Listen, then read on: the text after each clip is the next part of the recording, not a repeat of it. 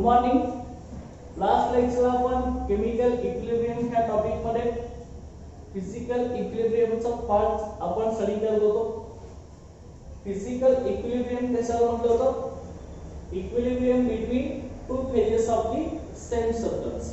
एका सबस्टन्सच्या दोन फेज मध्ये प्रेझेंट असलेला इक्विलिब्रियम त्याला आपण फिजिकल इक्विलिब्रियम असं म्हणणार. कसं बघा काय डेफिनेशन आपण सांगितली होती? Equilibrium between two phases of the same substance. Okay, याला आपण फिजिकल इक्विलिब्रियम असं म्हणतो. ओके, एका सबस्टन्सच्या दोन फेज मधला इक्विलिब्रियम. ओके, त्या फिजिकल इक्विलिब्रियम मध्ये आपण पहिला इक्विलिब्रियम ह्याच्यामध्ये स्टडी करत होतो. तो आहे ह्याच्यामध्ये फर्स्ट बघा लिक्विड पेपर इक्विलिब्रियम. ओके, पहिला कुठला आपला लिक्विड पेपर इक्विलिब्रियम.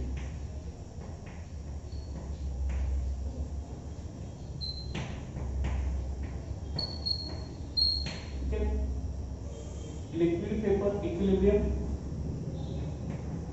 हा फर्स्ट आहे कुठला लिक्विड पेपर इक्विलिब्रियम. आता ह्या लिक्विड पेपर इक्विलिब्रियम मध्ये एका सबस्टन्सच्या दोन सेट आहेत. एक लिक्विड सेट आहे आणि दुसरी पेपर सेट आहे. त्याचं एक्झाम्पल आपण इथे घेणार आहोत. Evaporation of liquid water.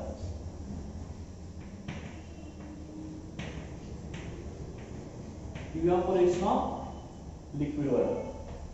तर ही इव्हॅपोरेशन ऑफ लिक्विड वॉटर कसं असेल लक्षात. आता इथं H2O गॅस आहे. Sorry H2O लिक्विडचं conversion H2O gas मध्ये होणार. गॅस म्हणजे आपली पेपर सेट. वॉटर हे गॅसेस सेट मध्ये म्हणजे त्याची कुठली सेट आहे? पेपर सेट आहे लक्षात. आणि वॉटर इथं लिक्विड सेट मध्ये. हा लिक्विड पेपर इक्विलिब्रियम आहे. इक्विलिब्रियम आपण रिव्हर्सिबल आयरन दाखवतो.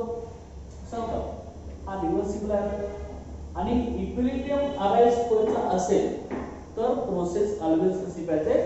रिव्हर्सिबल पाहिजे, तरच इक्विलिब्रियम अराइज होतो. ओके, जर रिव्हर्सिबल केमिकल रिएक्शन्स आपल्या इक्विलिब्रियम दाखवतात. ओके, मग बघा लिक्विड स्टेट मधल्या वॉटरचं कन्व्हर्जन गॅसेस स्टेट मधल्या वॉटर मध्ये करायचं म्हणजे पेपर स्टेट मधल्या वॉटर मध्ये करायचं. ओके, ही प्रोसेस आपली लिक्विड पेपर इक्विलिब्रियमची प्रोसेस आहे.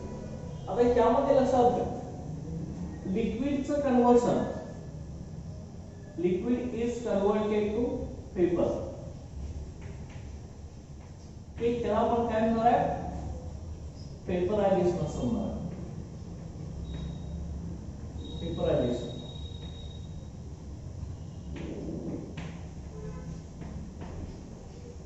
ओके, लिक्विडचं कन्व्हर्जन पेपर सेट मध्ये होतं ज्याला आपण पेपरायझेशन म्हणतो. आणि लक्षात घ्या पेपरचं कन्व्हर्जन म्हणजे गॅसेस सेट मधचं कन्व्हर्जन हे लिक्विड मध्ये होत असतं. त्याला आपण काय म्हणत असतो? कंडेन्सेशन.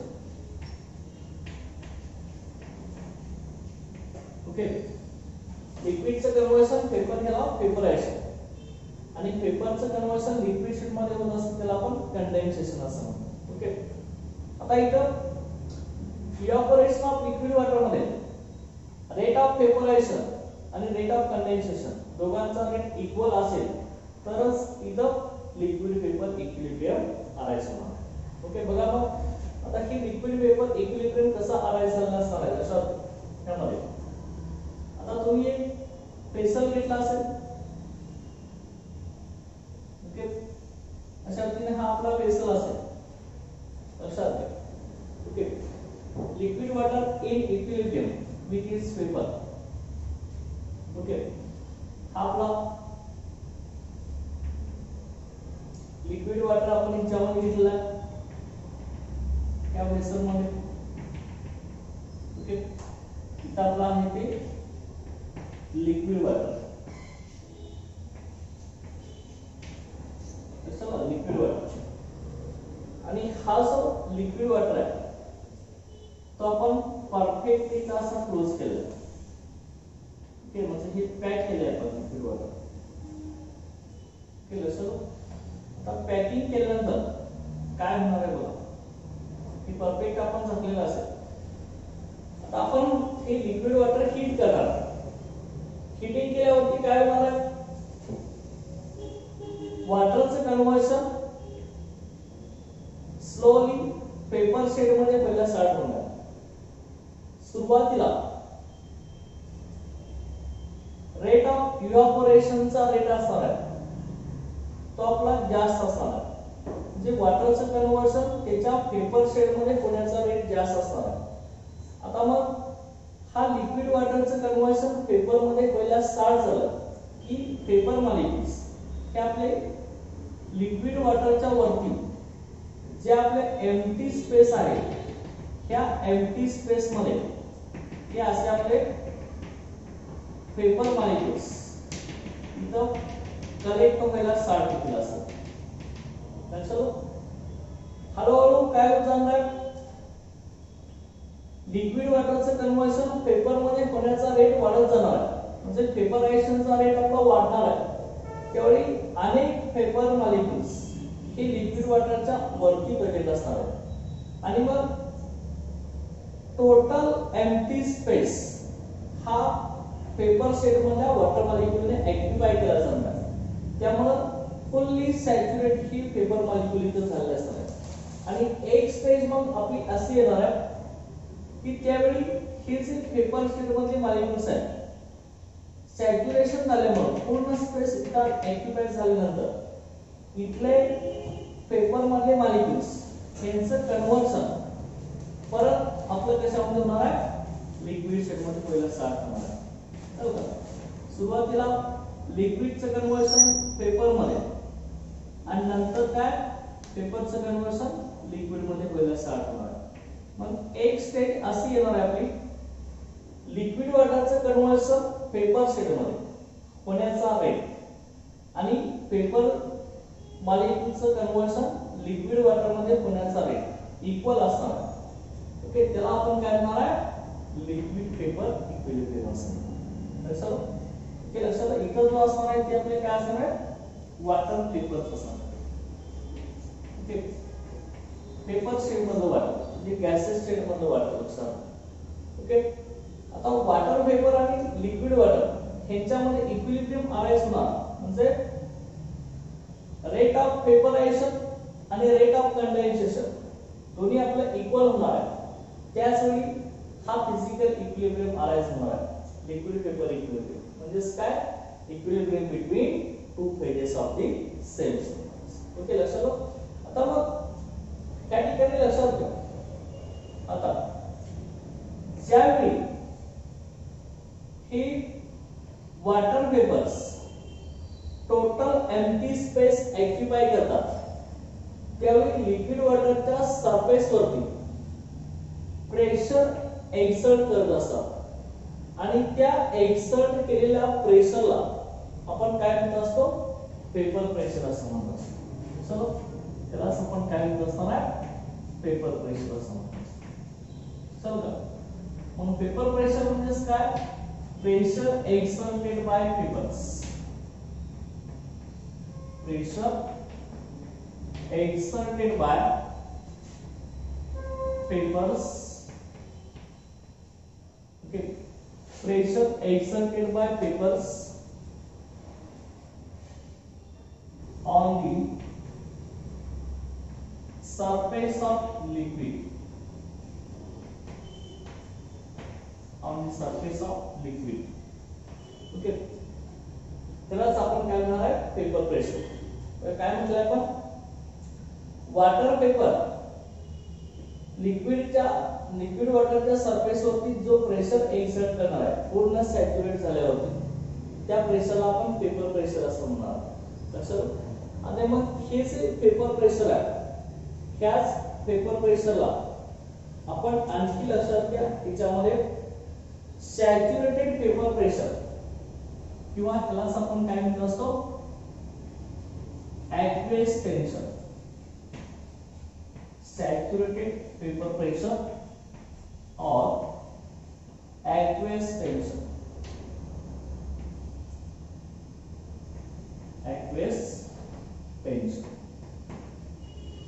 लक्षात ओके, लक्षात का काय म्हटलं आपण बघा, पेपर प्रेशरला आपण आणखी काय म्हणतोय, सॅच्युरेटेड वेपर प्रेशर और aqueous टेन्शन. ओके, लिक्विडच्या सरफेस वरती जे प्रेशर एक्सर्ट होणार आहे त्याला आपण सॅच्युरेटेड वेपर प्रेशर किंवा aqueous टेन्शन असं म्हणतो असं. Okay, saturated vapour pressure. Okay, आता मग हे जे सॅच्युरेटेड वेपर प्रेशर कधी अराइज होणार आहे, लिक्विड वॉटरच्या वरती जो स्पेस आहे, एम्प्टी स्पेस, हा टोटल पेपर शीट मधल्या वॉटर मॉलिक्यूलने ऑक्युपाय केल्यावरती, ओके, जे प्रेशर वॉटरच्या सरफेस वरती असणार आहे त्याला आपण सॅच्युरेटेड पेपर प्रेशर किंवा aqueous टेन्शन असं म्हणतो. ओके, आता मग हे जे सॅच्युरेटेड पेपर प्रेशर किंवा aqueous टेन्शन आहे, ही जसं आपलं टेम्परेचर वाढत जाणार आहे तसं पेपर प्रेशरचा रेट सुद्धा आपला वाढणार असतो. Okay, as temperature increases,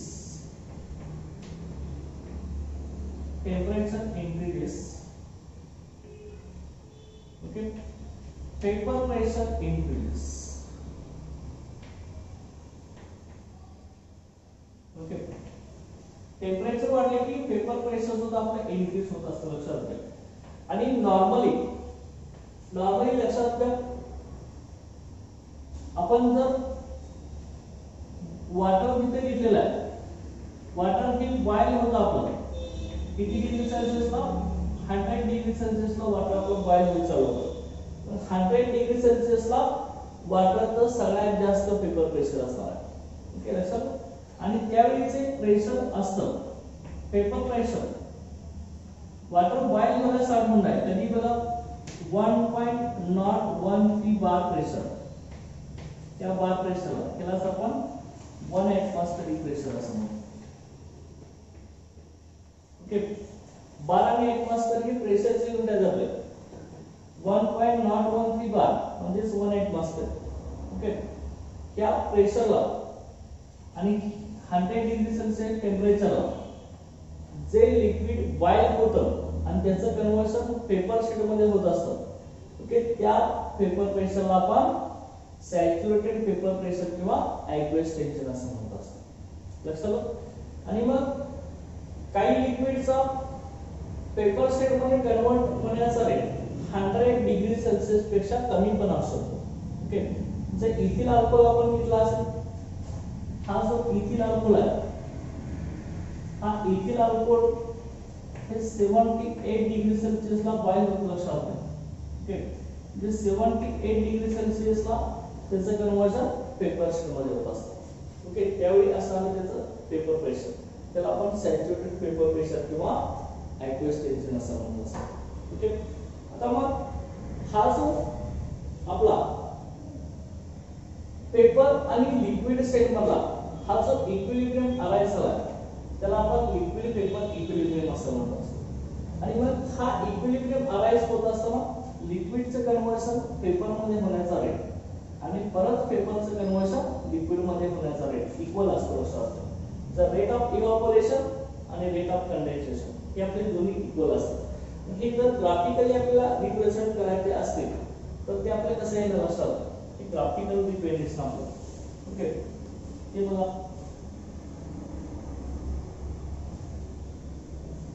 physical equilibrium मध्ये असा आपला ग्राफ असेल. ओके, हा आपला ग्राफ आहे. ओके, इकडे आपला रेट आहे.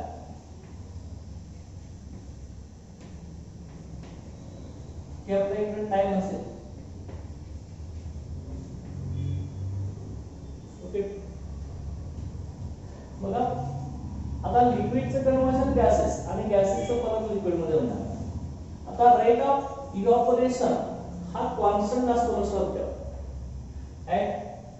Rate of evaporation is constant. Evaporation का रेट हा constant असतो. आता वॉटरचा इव्हॅपोरेशनचा रेट कुठं असतो 100 डिग्री सेल्सिअस. म्हणजे वॉटरचं टेम्परेचर 100 डिग्री सेल्सिअस झालं तरच वॉटरचं कन्व्हर्जन गॅसेस स्टेट मध्ये होत असतं, म्हणजे पेपर स्टेट मध्ये होत असतं. रेट ऑफ इव्हॅपोरेशन कॉन्स्टंट असतो 100 नंतर 100 च्या पुढे किती टेम्परेचर नंतर वॉटरचा इव्हॅपोरेशनचा रेट चेंज होत नाही असं. ओके, ते टेम्परेचर झालं की वॉटर हे गॅसेस स्टेट मध्ये जात असतं. मग लक्षात घ्या रेट ऑफ इव्हॅपोरेशन हा कॉन्स्टंट असतो at given temperature. Okay, okay, rate of evaporation इथं असणार आहे आपला रेट ऑफ इव्हॅपोरेशन. ओके, हा रेट ऑफ इव्हॅपोरेशन असतो. ओके, हा एक आपला रेट ऑफ इव्हॅपोरेशनचा ग्राफ इथे काढला. रेट ऑफ इव्हॅपोरेशन कॉन्स्टंट असतो, हा चेंज होत नाही. हा 100 डिग्री सेल्सिअस वॉटर आहे तो इथं राहणार. ओके, आणि रेट ऑफ कंडेन्सेशन जो आहे तो आपला चेंज होत असतो. लक्षात घ्या कंडेन्सेशन म्हणजे काय. ओके, गॅसेस स्टेटचं कन्व्हर्जन लिक्विड स्टेट मध्ये.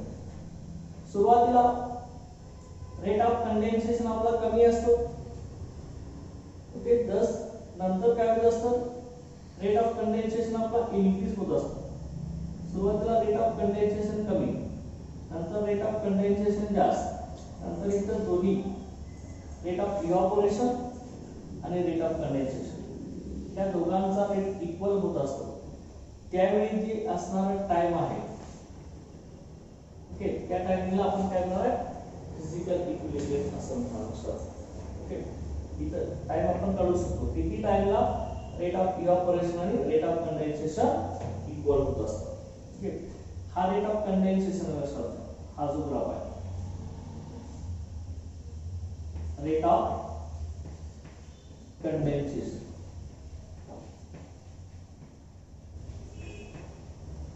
ओके, रेट ऑफ कंडेन्सेशन ज्यावेळी रेट ऑफ कंडेन्सेशन आणि रेट ऑफ इव्हॅपोरेशन दोघांचा रेट इक्वल होत असतो त्याचवेळी लिक्विड पेपर इक्विलिब्रियम अराइज होत असतो, जे फिजिकल इक्विलिब्रियम अराइज होत असतो. तर चला त्यासाठी ही ग्राफिकल रिप्रेझेंटेशन आपण दाखवू शकतो. तर त्यानंतर लिक्विड पेपर इक्विलिब्रियम नंतर नेक्स्ट जो टाइप आहे हिच्यामध्ये फिजिकल इक्विलिब्रियम मला तो आहे आपला solid liquid equilibrium. Okay, next जो आहे आपला तो सॉलिड लिक्विड इक्विलिब्रियम. ओके, तो कसा लक्षात सॉलिड इक्विलिब्रियम. सेकंड ह्याच्यामध्ये solid liquid equilibrium.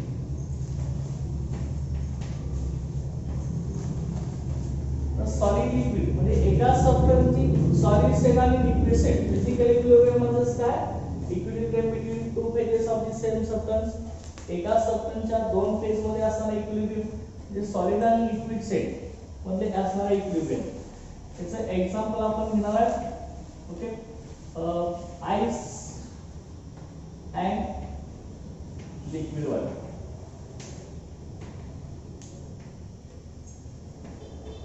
Okay, ice and liquid water. आता आइस आणि लिक्विड वॉटर मध्ये हे आपण परफेक्टली इन्सुलेट केले थर्मस फ्लास्क मध्ये. ओके, आइस आणि liquid water these are insulated in thermos flask. हे थर्मस फ्लास्क मध्ये आपण टोटली इन्सुलेट केले. तर ह्याच्यामध्ये लिक्विड वॉटर आणि आइस म्हणजे आपली सॉलिड स्टेट आहे, दोघांचा रेट इक्वल असतो लक्षात. Okay, insulated in thermos flask at 273 kelvin. 273 kelvin म्हणजे काय 0 डिग्री सेल्सिअस. 0 डिग्री सेल्सिअस ला वॉटर हा आइस स्टेट मध्ये पण असतो आणि लिक्विड स्टेट मध्ये पण असतो. म्हणजे इथं जो इक्विलिब्रियम अराइज होणार तो H2O liquid to H2O solid. Okay, हे आपलं आइस आहे आणि ही लिक्विड वॉटर. ओके चलो लिक्विडचा कन्वर्जन सॉलिड स्टेट मध्ये म्हणजे आईस मध्ये आणि आईसचं लिक्विड मध्ये कन्वर्ट होण्याचा रेट हा इक्वल असतो. थर्मोस्टॅट टोटली इन्सुलेट केलाय आपण 0 डिग्री सेल्सिअसला. 0 डिग्री सेल्सिअसला लिक्विड आणि सॉलिड हे दोन्ही फॉर्म इक्विलिब्रियमला असतात. हे सॉलिड लिक्विड इक्विलिब्रियमचं आपलं एक्झाम्पल आहे आपलं. ओके त्यानंतर बघा नेक्स्ट आहे तो सॉलिड पेपर इक्विलिब्रियम. याच्यामध्ये पुढचा काय फिजिकल इक्विलिब्रियम मला सॉलिड पेपर इक्विलिब्रियम. पहिला सम liquid vapour, second solid liquid आणि नेक्स्ट आहे तो आपला solid vapour equilibrium. Okay physical equilibrium.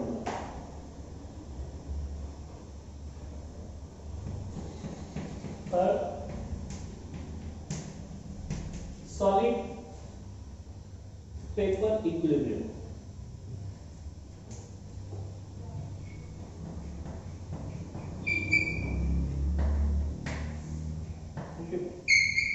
Solid vapour equilibrium.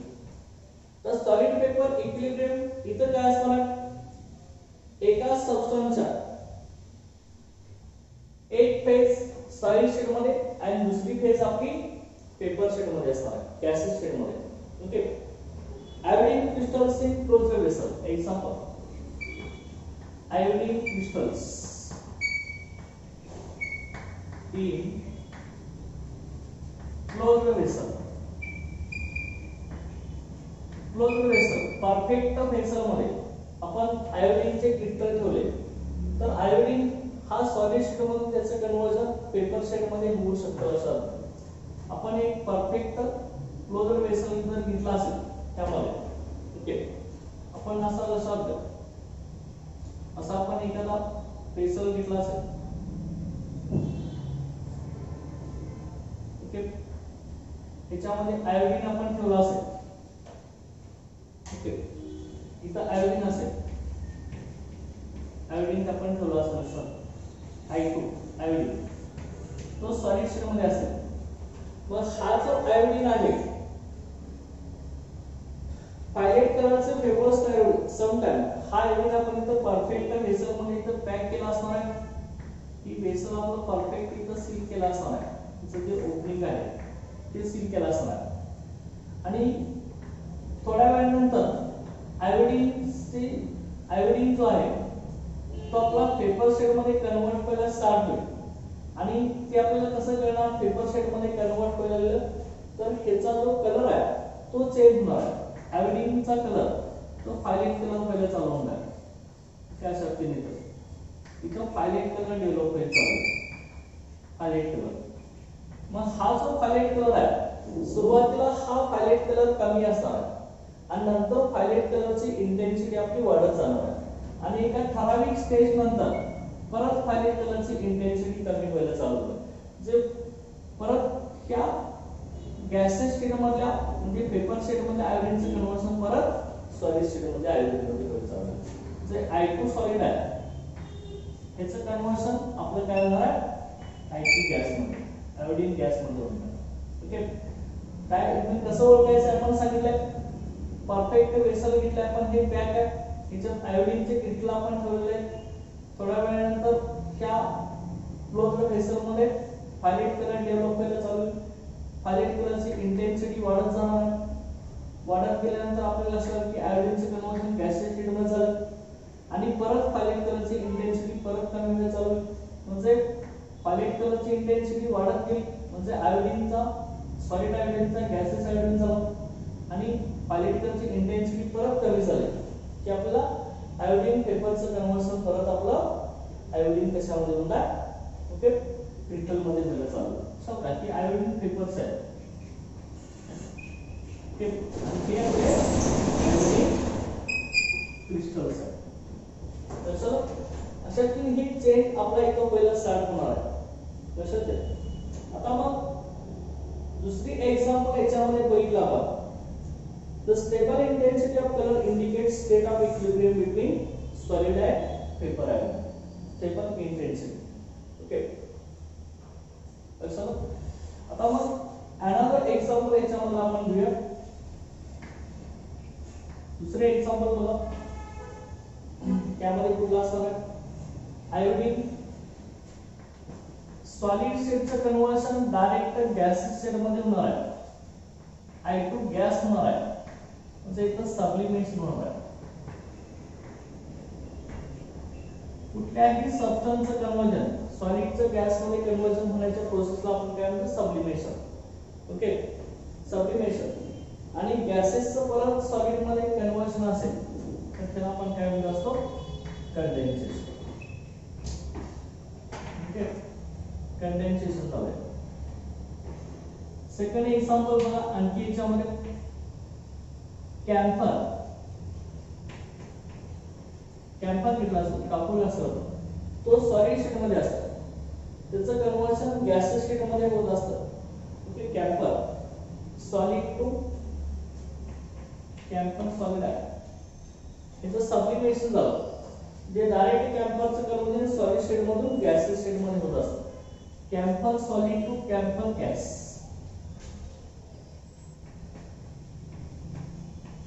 Okay, gaseous state मध्ये हे सुद्धा आपलं सॉलिड पेपर इक्विलिब्रियमचं एक्झाम्पल आहे. त्यानंतर next ammonium chloride. Ammonium chloride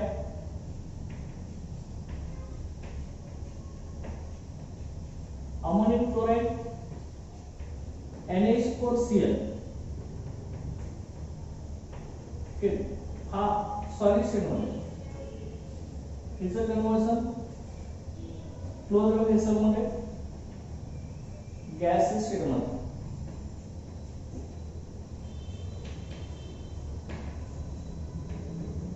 okay, gaseous state मध्ये लक्षात ठेवा. इथे एक्झाम्पल्स आहेत सॉलिड पेपरचे. वेनोन एक्झाम्पल आपण पुन्हा पडले iodine crystal in closed vessel. याच्यामध्ये आयोडीन आपण क्लोज्ड व्हेसल मध्ये घेतला असेल तर आयोडीनचे क्रिस्टल्स आहेत की फायलेट कलर प्रोड्यूस करायला चालू करतील, म्हणजे त्याचं कन्व्हर्शन फायलेट कलर मध्ये झालं की पेपर शेड मध्ये कन्व्हर्जन व्हायला लागायचं. पण नंतर नंतर इंटेन्सिटी वाढत जाणार फायलेट कलरची, आणि एका ठराविक टाइम नंतर फायलेट कलरची इंटेन्सिटी कॉन्स्टंट राहील, म्हणजे ती कमी पण होणार जास्त पण होणार. त्यावेळी क्रिस्टल आणि आयोडीनच्या पेपर मध्ये इक्विलिब्रियम आणायचं. ओके, हा सॉलिड पेपर इक्विलिब्रियम आहे, लक्षात ठीक आहे अशा पद्धतीने. आणि दुसरा आपण इक्विलिब्रियम त्याच्यामध्ये शुगर मधला घेतला असेल. शुगर मध्ये आता शुगर आपण जर वॉटर मध्ये डिसॉल्व करायला घेतली तर सुरुवातीला शुगर ही वॉटर मध्ये डिसॉल्व होण्याचा रेट आहे, तो वॉटर मध्ये शुगर डिसॉल्व होण्याचा रेट हा आपला जास्त असणार आहे. आणि एका ठराविक टाइम नंतर शुगर आपण कितीही वॉटर मध्ये टाकली तर ती डिसॉल्व होणार नाही, ती ऍज इट इज इथं बॉटमला आपली कनेक्ट व्हायला चालू होईल. असे शुगर इथं बॉटमला कनेक्ट व्हायला चालू होईल. ओके, म्हणजे जेवढी शुगर आपण ऍड करणार आहे तेवढीच परत त्याचे okay as it is connect व्हायला चालू होईल, म्हणजे ते ओके क्रिस्टलच्या फॉर्म मध्ये व्हायला चालू होईल. म्हणजे शुगर मध्ये सुद्धा रेट ऑफ डिसॉल्युशन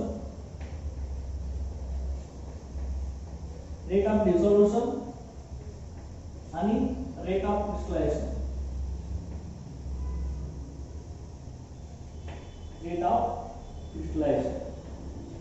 हे आपलं इक्वल असेल. लक्षात रेट ऑफ डिसॉल्युशन आहे रेट ऑफ क्रिस्टलायझेशन हे दोन्ही आपले इक्वल असेल. शुगरचा वॉटर मध्ये डिसॉल्व होण्याचा रेट आणि परत वॉटर मधून त्याचे क्रिस्टल होण्याचा रेट हे दोन्ही इक्वल असेल तर तिथं सुद्धा आपलं काय तयार होतो? फिजिकल इक्विलिब्रियम आणायचं असतं. लक्षात सॉलिड पेपर इक्विलिब्रियमचे हे तीन एक्झाम्पल्स आहेत. लक्षात की अशा पद्धतीने हा फिजिकल इक्विलिब्रियम आहे. लक्षात okay, equilibrium between two phases of the same substance, यालाच आपण काय म्हणत असतो? फिजिकल इक्विलिब्रियम असं म्हणत असतो. ओके, आता मग फिजिकल इक्विलिब्रियम नंतर नेक्स्ट आपण आता केमिकल इक्विलिब्रियम आता स्टार्ट करणार. ओके,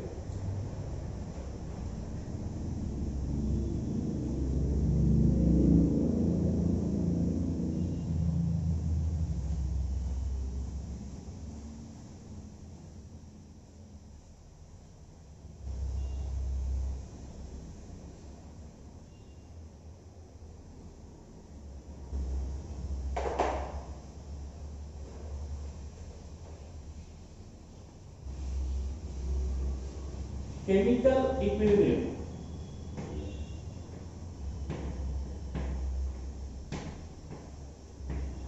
The chemical equilibrium म्हणजे काय असणार आहे?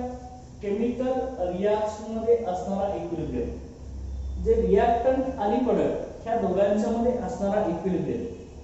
ओके, तर हा जो इक्विलिब्रियम अराइज कसा होतो केमिकल रिएक्शन मध्ये? तर केमिकल इक्विलिब्रियम अराइज होण्यासाठी केमिकल रिएक्शन्स ह्या रिव्हर्सिबल पाहिजे असतात. रिव्हर्सिबल केमिकल रिएक्शन जर असतील तरच तिथं केमिकल इक्विलिब्रियम आपला अराइज होणार.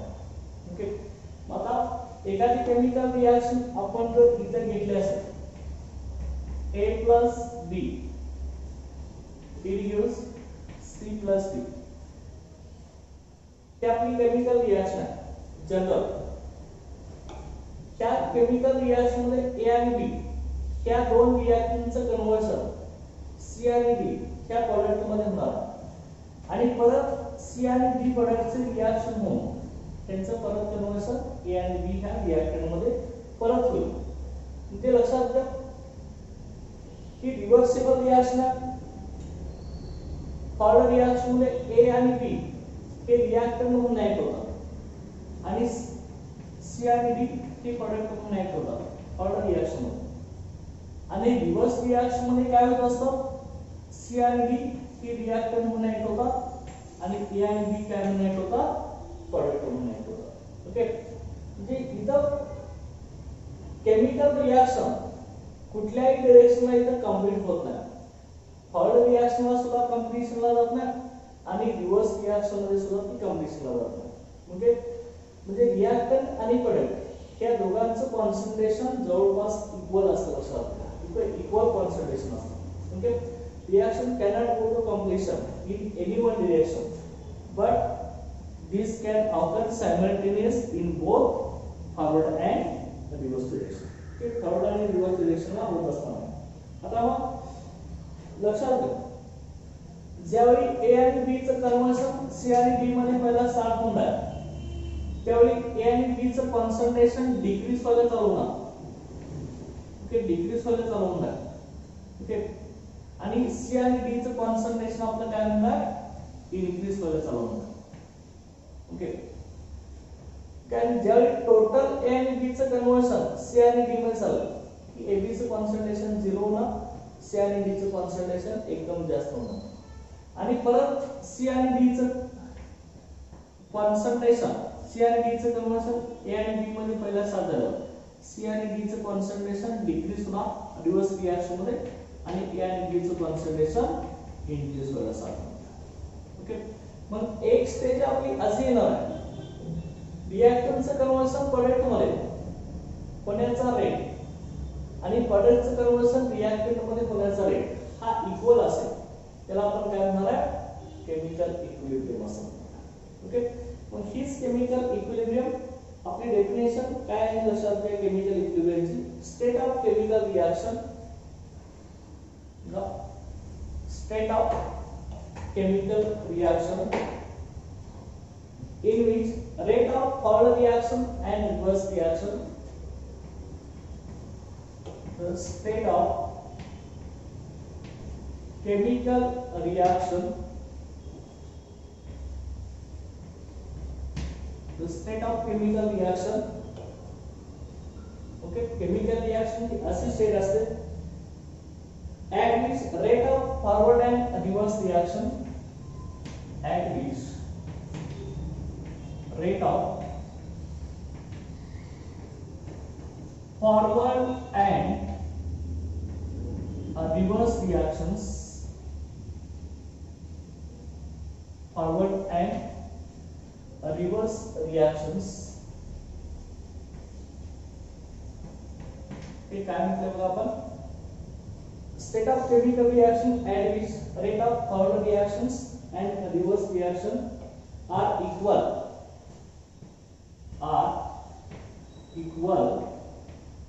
and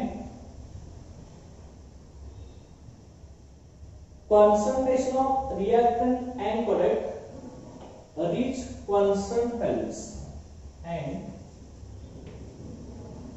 concentration of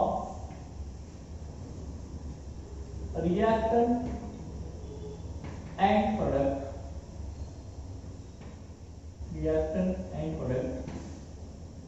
reach constant values.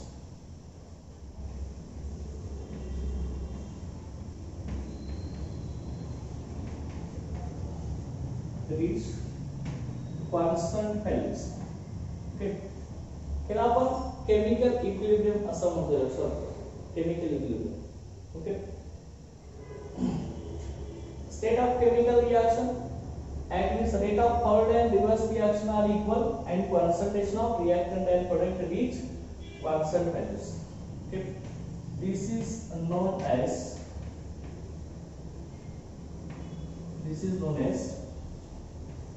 chemical equilibrium.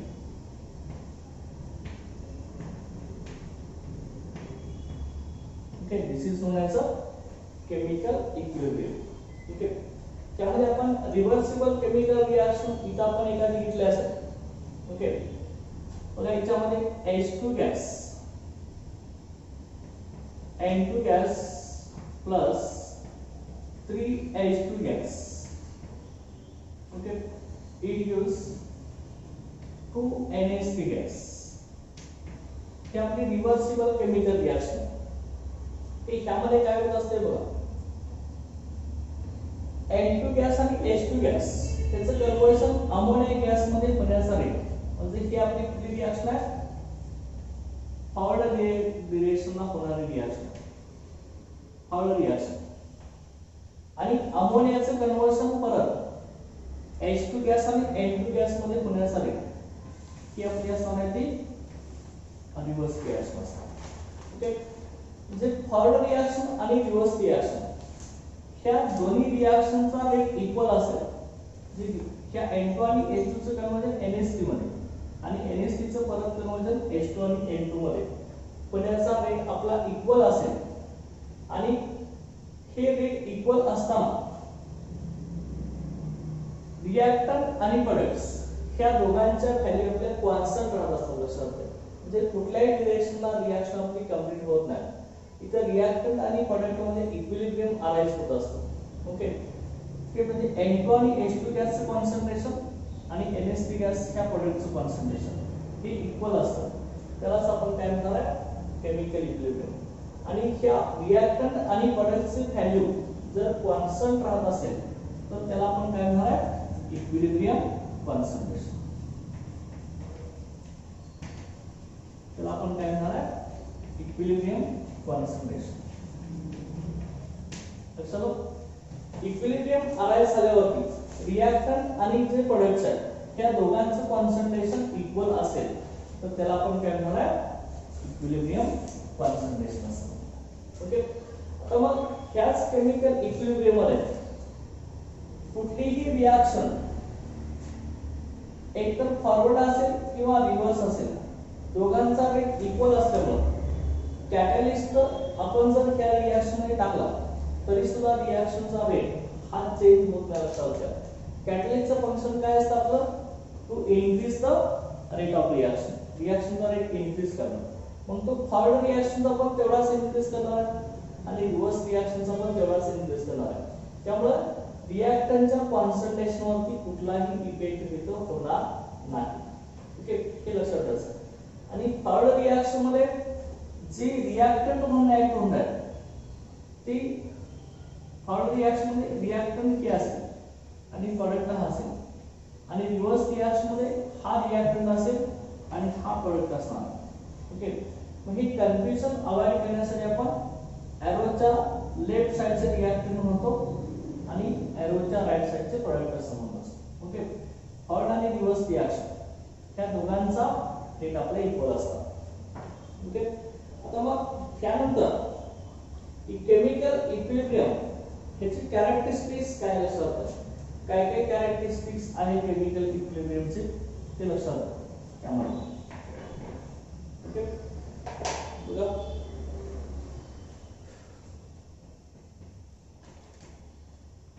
Types of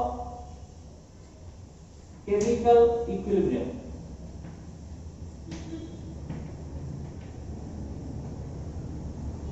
chemical इक्विलिब्रियमचे टाइप्स आपण बघणार.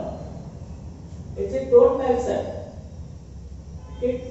Depending upon the physical state, reactant आणि प्रोडक्ट कुठल्या फेज मध्ये प्रेझेंट आहे त्याच्यावर. पहिला जो आहे याच्यामध्ये बघा होमोजेनस इक्विलिब्रियम. ते फर्स्ट याच्यामधला homogeneous equilibrium.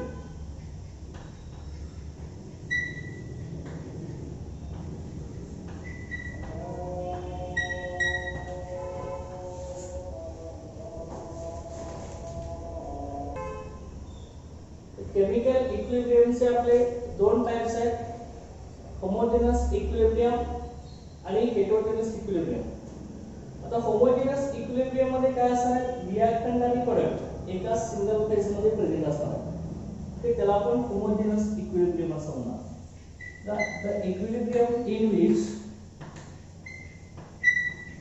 the equilibrium in which all the reactant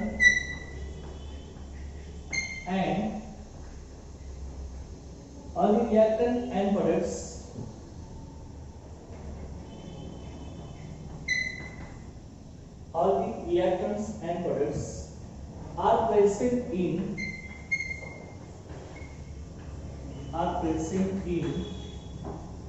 single phase.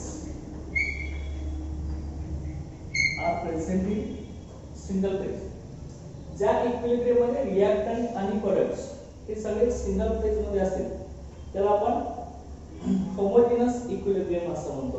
Homo म्हणजे इक्वल, सेम. आता बघा याचे एक्झाम्पल घ्या. N2 gas plus O2 gas. Okay, N2 gas plus O2 gas it gives 2NO gas. Okay, इथं बघा reactant N2O2 गॅसच्या state मध्ये आहे आणि हा प्रोडक्ट NO हा सुद्धा आपला गॅसच्या स्टेट मध्ये.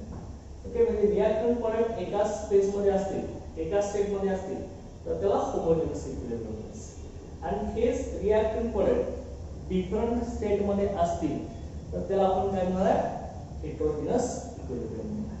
बघा हेटेरोजेनस इक्विलिब्रियम मग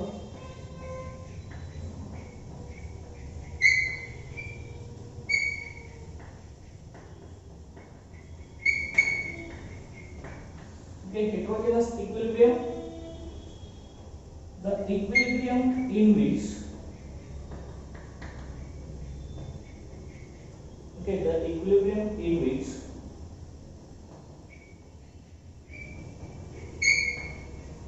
all the reactant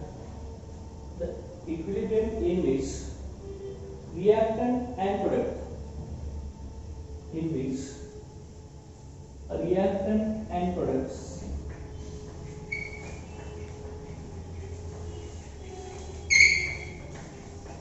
reactants and products exist in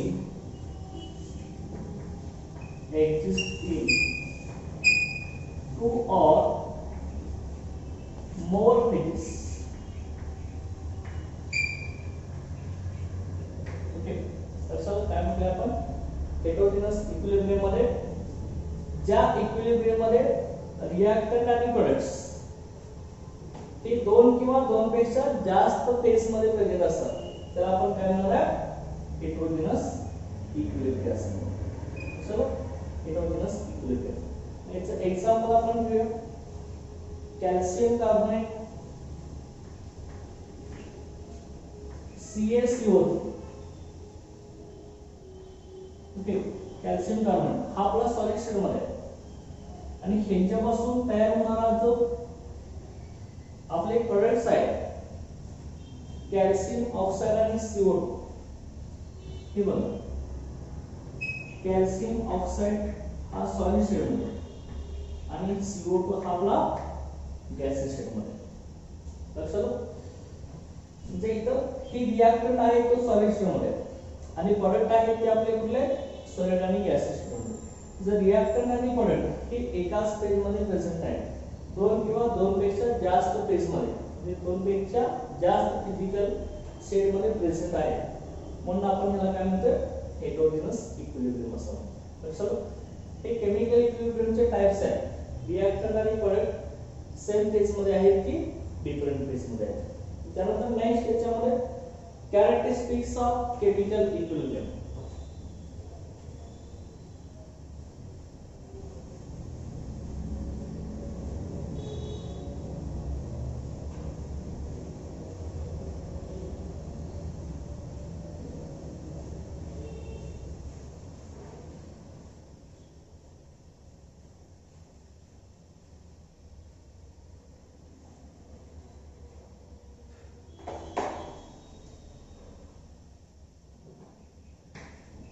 Characteristics of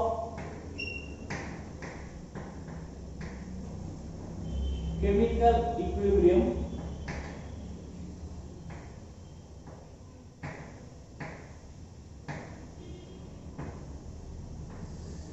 okay, तर केमिकल इक्विलिब्रियमच्या कॅरेक्टरिस्टिक काय? केमिकल इक्विलिब्रियम म्हणजे काय असणार आपला state of chemical reaction at which rate of forward and reverse reaction are equal and concentration of reactant and product reach constant values. यांच्या value constant असतात. लक्षात. तर मग हा केमिकल इक्विलिब्रियम अराइज होत असताना कुठल्या इम्पॉर्टंट कॅरेक्टरिस्टिक्स ह्याच्यामध्ये ऑब्झर्व होतात बघा. At equilibrium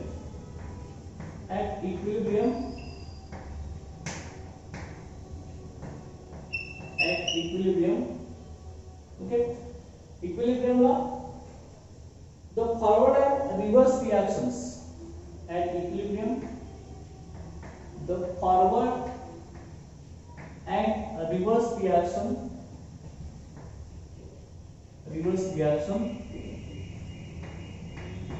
proceed with, okay, forward and reverse reactions proceed with equal rate. Okay, these are proceed with equal rate. Okay, equilibrium ला रिएक्शन असताना फॉरवर्ड आणि रिव्हर्स रिएक्शन त्या दोन्ही रिएक्शनचा रेट आपला इक्वल असतो. इक्विलिब्रियम ला ओके, इक्विलिब्रियम ला rate of forward reaction and rate of reverse reaction is equal. Okay, समजा अशी आपली रिएक्शन आहे. समजा N2O4 आपण घेतला असेल, N2O4 gas. Okay, N2O4 gas त्याचं कन्वर्शन आपण इथं 2NO2 मध्ये आपण केलं. Okay, 2NO2 gas. तर ह्यामध्ये बघा फॉरवर्ड रिएक्शन कुठलं आहे? N2O4 गॅसचं कन्वर्शन NO2 गॅस मध्ये करणे आणि रिव्हर्स रिएक्शन NO2 चं कन्वर्शन परत N2O4 मध्ये करणे. ही आपली रिव्हर्स रिएक्शन आहे, ही फॉरवर्ड रिएक्शन आहे. ह्या दोन्ही रिएक्शनचा रेट इक्विलिब्रियमला सेम असतो, इक्वल असतो. कुठली रिएक्शन फास्ट किंवा स्लो नसते. अशा दोन्ही रिएक्शनचा रेट इक्वल असतो. तर नेक्स्ट याच्यामधलं कॅरेक्टरिस्टिक फीचर आहे ते आपण नेक्स्ट लेक्चरला आपण बघूया. Okay, thank you.